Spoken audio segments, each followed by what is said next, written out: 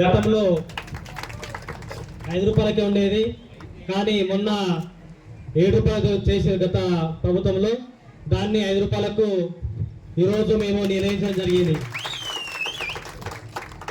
రెండో వాగ్దానం ఏంటంటే, గ్రామం పరిశుభ్రంగా ఉండాలంటే ఈ యొక్క గ్రామ పంచాయతీ సిబ్బంది పాత్ర ఎంతో కీలకం.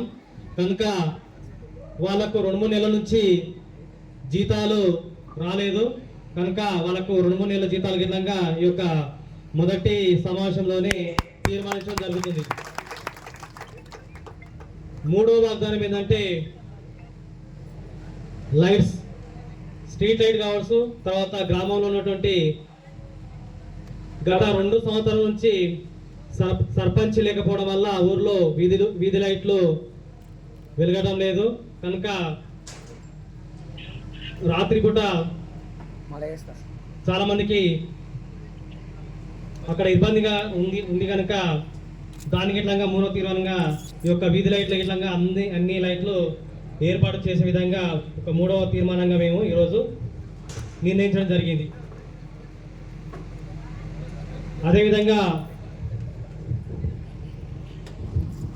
4-5 తీర్మానాల గిట్లంగా ఇప్పుడు మొదటి సమావేశంలో ఇంకా కొన్ని మాకు ఏ విధంగా అయితే జనాలు మద్దతు తెలిపి అభివృద్ధి పథంలో తీసుకెళ్తారని చెప్పి మాకు సపోర్ట్ చేశారు.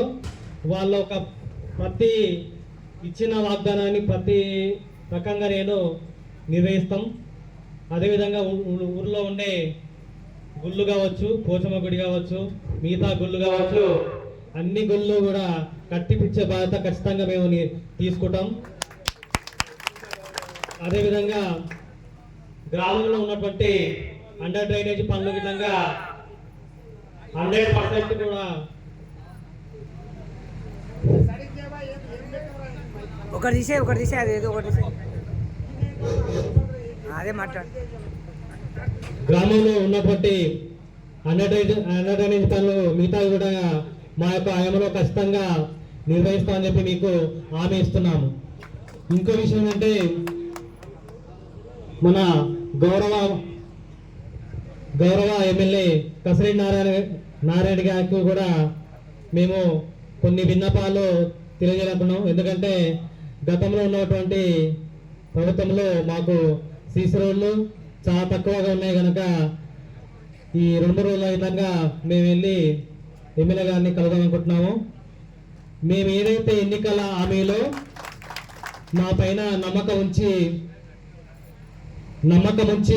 ఏ విధంగా మాకు సపోర్ట్ చేశారో, ప్రతి ఒక్కరివి పింఛన్లు కావచ్చు, రేషన్ కార్డులు కావచ్చు, ప్రతి ఒక్కరివి మీకు ఏ విధంగా అయితే ఎన్నికల ప్రచారంలో ఇంటింటికి వచ్చి మేము ఏ విధంగా అయితే మీకు మిమ్మల్ని ఓట్లు అడిగినామో అదే విధంగా ఏ సమస్య ఉన్నా నేను ఖచ్చితంగా నెలకోసారి, వారాలకోసారి ఒక్కొక్క గల్లీకి వచ్చి ఆ యొక్క సమస్యను ఖచ్చితంగా నెరవేర్చి మీరు ఇచ్చిన నమ్మకాన్ని ఒమ్ము చేయకుండా ప్రతి ఒక్కరికి ఇళ్ళవేళలో ఉండి